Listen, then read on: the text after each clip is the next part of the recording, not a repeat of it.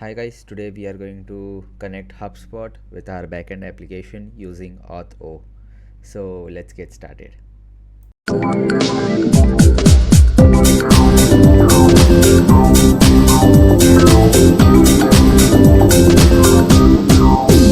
So this is our application and front end is running on localhost 3000 here.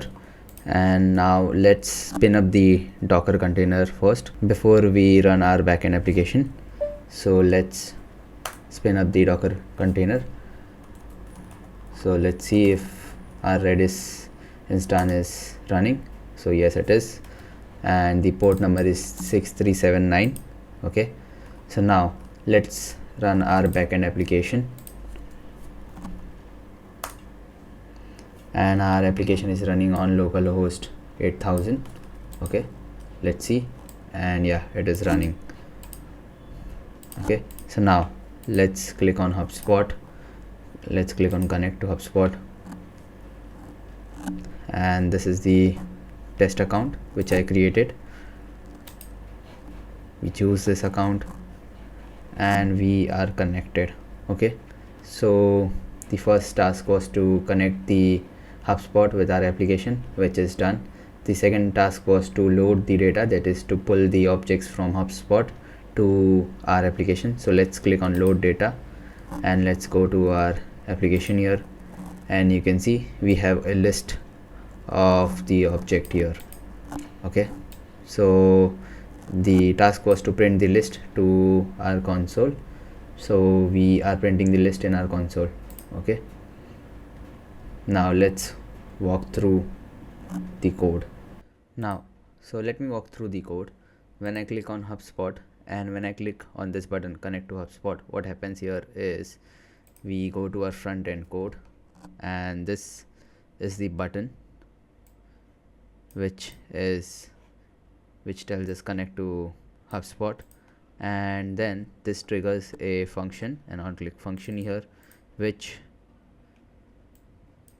sends a request to our backend, that is this API integration HubSpot authorize. So coming to the backend, this function gets triggered. Okay, and so this will call this function from HubSpot file, and as you can see we are creating a state here. Okay, I will discuss this later, why are we creating it. We encode that state to send it to our HubSpot application. Then we are using the authorization URL. Okay, so in the authorization URL we have this URI, we have redirection URI, and we have client ID here. Okay, so here we have defined few scopes for the user, that is Auth2. User can read the objects, and user can read the list of the objects, user can read the custom objects, and user can read the user objects. Okay, so now we are sending all of this in one URL, okay, as per the documentation, and then we are storing our state in Redis. Okay, so we have previously spinned up the Redis container, and here we are storing the key value pairs in Redis, so we are using caching here. Okay, so we return the authorization URL to our front end. So when we get our URL here as a response, okay, so we open a new window, and while opening a new window we trigger this function handle window closed. So in this function what happens is once the HubSpot has been connected, the HubSpot redirects us to our backend, and this function is called, and we check for any errors if we have, and then what we do is we get a code from HubSpot, and we get our state which we sent in our request, and then we decode the state here. Okay, so after decoding it we get our original state, we get our user ID, and we get our organization ID from that state. Then what we do is we get the state which we stored from our Redis. Okay, so we have used caching here before, so we have stored the state in our Redis container, so we get it from the container or from the instance, and then we check if the saved state, the state which was saved while caching, and the original state which we got from HubSpot, is it same or not. So if it does not match, that means something went wrong, and we give the message that state does not match. Okay, or else what we do is, so if everything goes well, so we send a request to HubSpot for the authorization token. So this is the API to get the token, and the data is the authorization code, and we are sending the code which we got from the HubSpot while redirection, and this is the redirect URI again, and this is the client ID, and this is the client secret. So in the top here we had both of them, client ID and client secret. Okay, so here we are deleting the state from our Redis instance. Okay, so we don't require the state anymore, because if we reach till here, that means both of our state got matched. Okay, so we don't need our state again. And then we get our access token and refresh token from HubSpot as a response, and so after getting it, we store it in our Redis instance. Okay, so we use caching here to store the HubSpot credentials, and after that we just send the closed window script to our front end. So what happens here is the window which was open, that gets closed automatically, and our authorization is successful. So now let's click on the connect HubSpot button.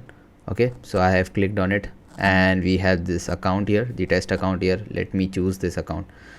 So when I choose this account, this window automatically goes off, and while going off, what happens here is when HubSpot is connecting, it sends a redirection URI to our backend. So this method is called, and all of the code and everything was sent from HubSpot to our backend. And then what we did was we sent another request to HubSpot for the authorization token. Okay, that is the access token, and then we stored the credentials. So after closing the window, this function has been triggered in our front end, where we are getting the response from our backend, the access token and the refresh token from our backend. And then what we do is, if we have the credentials, we tell that it is connected, the HubSpot is connected. Okay, so now you can see that the HubSpot is connected here. So this was the task 1. The task 2 was to load the data. Okay, so when I click on load data, what happens here is the get items from the HubSpot, this function has been triggered. Okay, and we have this API from HubSpot to collect the objects. Okay, so here we are using contact type objects. Okay, there were many type of objects, so we are using contact type of objects, and then I have created a class here for contact integration item. So what we have here is ID, and when the contact was created, when the contact was updated, if it is archived or not, then the first name of the contact, last name, and the email ID. Okay, so this was the data model which I created. So once we have the URI here, what I did is I created a list of responses and the list of contact integration items, so which will act as a metadata here. Okay, so we call this function fetch item, and in this fetch item, what we are doing is fetching the list of all of the objects from HubSpot. So we send a authorization token as headers, and we have the URL here as a string. Okay, so we send a request to HubSpot, and we get a response. So if the response status code is 200, what we do is we get the results from the JSON. Okay, so now after getting the results, what we do is we are iterating through those results and appending all of the responses in a list. So we have sent this list of responses which we created, and this is the same list of responses which are getting filled with the items. Okay, so now after getting the list of responses, we iterate through each of the responses and create a metadata. That is, I told you that I have created a new data object, a new class which will act as a data model. Okay, so this has id created, add, updated, add, first name, last name, email, and if it is archived or not. So all of the responses will be in the form of the contact objects, and then after this we return this object here. So when we return this object, it is getting appended to this list, that is list of the contact integration item. So it is getting appended to this list, and then we print this list.